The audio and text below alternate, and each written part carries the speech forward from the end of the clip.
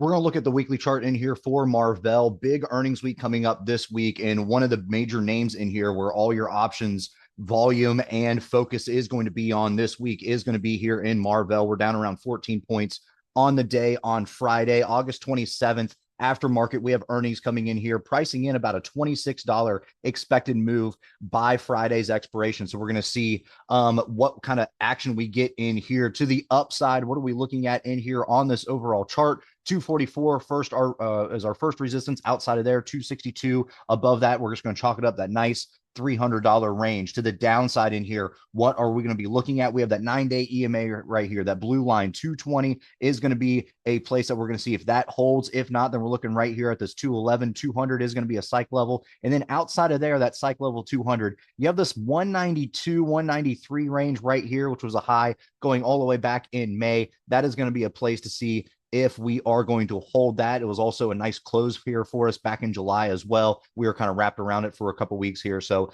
that is going to be a place to see if that is going to be a nice footing for us or not as we approach this earnings report and see what kind of pullback we do get off of this large expected move. Your IV in here is trading at around 52. IVR, raw IV, about a 105 in here by this Friday. Like we said before, $26 expected move priced in by this Friday. The following about 33. If you go all the way out to your September monthly, it looks like around a $40 expected move is being priced in by your options trader. So a lot of action going on in here for Marvell. I mean, you can see ever since the end of May, just a nice push in here up into those 300s. Obviously, a large string of red candles in here finally got some consolidation and some footing right around that low 200 to that upper 180, 190 range in here. And then finally puts us to where we are in here, back above that 9-day EMA. So let's see what happens in here as we approach this earnings call in here for Marvell. Again,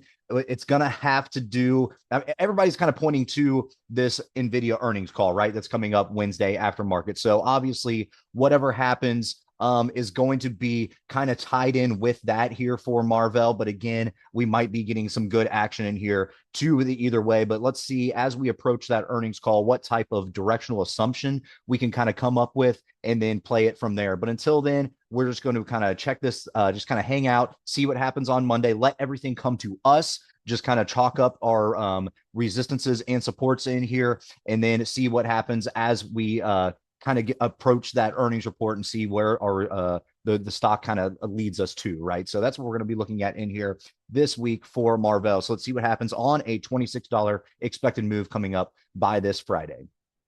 All right, guys, if you like this video, make sure to check us out on all of our social media. We also have a Discord service if you are interested, and you can find all of our socials in the description below.